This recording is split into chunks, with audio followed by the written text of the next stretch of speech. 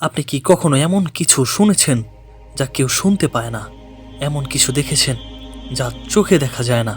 আজ আমরা জানব সেই রহস্যময় জগতের কথা, যাদের কথা কোরআন নিজেই বলেছে। জিনদের কথা। রাত গভীর, চারপাশে নিস্তব্ধতা। হঠাৎ একদল জিন ছুটে আসে মরুভূমির বুকে। তারা এসেছে এক অদ্ভুত শব্দ শুনে, এমন এক শব্দ যা তাদের হৃদয় কাঁপিয়ে দেয়।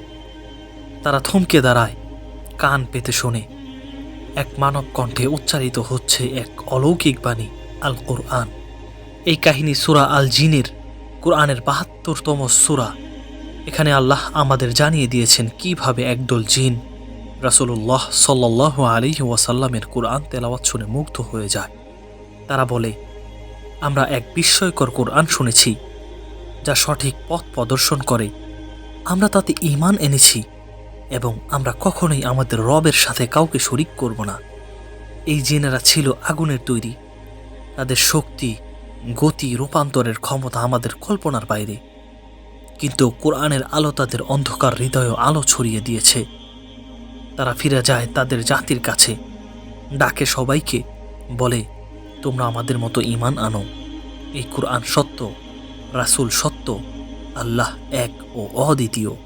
আল্লাহ তাআলা পৃথিবীতে যত জীব সৃষ্টি করেছেন এর মধ্যে শুধু মানুষ ও জিন জাতিকে তার ইবাদত ও বিধিবিধান পালনের নির্দেশ দিয়েছেন। বিচার দিবসে এই দুই জাতির কাছ থেকে হিসাব গ্রহণ করা হবে।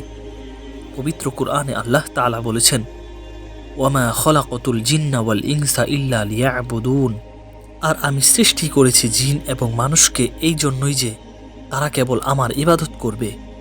অপর আয়াতে আল্লাহ তাআলা বলেন, হে জিন ও মানব সম্প্রদায়, তোমাদের কাছে কি তোমাদের মধ্য থেকে রাসূল আসেনি যারা তোমাদের কাছে আমার আয়াতসমূহ বর্ণনা করেছে? হযরত মুহাম্মদ সাল্লাল্লাহু আলাইহি ওয়াসাল্লাম নবী হিসেবে আগমনের পর তাদের উপরও ইসলাম গ্রহণ আবশ্যক। মহানবী সাল্লাল্লাহু আলাইহি ওয়াসাল্লামকে যেমন মানব জাতির কাছে নবী করে পাঠানো হয়েছিল, তেমনি তিনি জিন জাতিরও নবী ছিলেন। তিনি তাদের মধ্যেও দ্বীনের দাওয়াত প্রচার করেছিলেন। জিনদের একটি দল আল্লাহর রাসূলের কাছে গিয়ে ইসলাম গ্রহণ করেছিলেন। তাদের ইসলাম গ্রহণের ঘটনা পবিত্র কুরআনে বর্ণিত হয়েছে। জিনদের সম্পর্কে পবিত্র কুরআনে একটি সূরাও নাজিল করা হয়েছে, সূরা জিন নামে। জিনদের ইসলাম গ্রহণের ঘটনাটি হল, মহানবী হযরত মুহাম্মদ সাল্লাল্লাহু আলাইহি ওয়াসাল্লাম নবুয়ত প্রাপ্তির আগে জিনেরা আসমান পর্যন্ত যেতে পারত, তাতে তাদেরকে কোনো বাধা দেওয়া হতো না। কিন্তু মহানবী হযরত মুহাম্মদ সাল্লাল্লাহু আলাইহি ওয়াসাল্লামের নবুয়ত লাভের পর তাদের আসমানের কাছে যাওয়া বন্ধ করে দেওয়া হলো। কোনো জিন বা শয়তান সেখানে যেতে চাইলে উল্কাপিণ্ড নিক্ষেপের মাধ্যমে তাদের তাড়িয়ে দেওয়া হতো। এই বিষয়ে পবিত্র কুরআনে বর্ণিত হয়েছে, ওয়াহাফিযনাহা মিন কুল্লি শাইতানির রাজীম। আর আমি তাকে সুরক্ষিত করেছি প্রত্যেক বিতাড়িত শয়তান থেকে। অর্থাৎ শয়তান যখন আকাশের দিকে যাওয়ার চেষ্টা করে, তখন তাকে আকাশ থেকে জ্বলন্ত শিখা উল্কা ছুঁড়ে মারা হতো। মহান আল্লাহ বলেছেন যে, আমি আকাশকে প্রত্যেক অভিশপ্ত শয়তান থেকে রক্ষা করে থাকি ওই সকল গ্রহ নক্ষত্র দ্বারা যা আঘাত হেনে শয়তানকে পালাতে বাধ্য করে।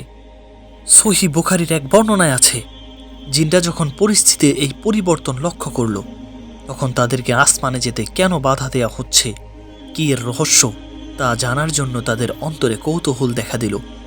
এই উদ্দেশ্যে তাদের একটি দল সারা পৃথিবী পরিভ্রমণে বের হলো। এটা সেই সময়ের কথা যখন মহানবী হযরত মুহাম্মদ সাল্লাল্লাহু আলাইহি ওয়াসাল্লাম তায়েফ থেকে মক্কা মুকাররমায় ফিরে আসছিলেন। পথে তিনি নাখলা নামক এক স্থানে যখন ফজরের নামাজ পড়ছিলেন এবং নামাজে কোরআন তেলাওয়াত করছিলেন, ঠিক সেই সময় জিনদের সেই দলটি সেখান দিয়ে যাচ্ছিল। কোরআন তেলাওয়াতের আওয়াজ তাদের কানে পৌঁছালো, তাদের আগ্রহ জন্মালো এবং বিষয়টা কি তা জানার লক্ষ্যে তারা সেখানে থেমে গেল।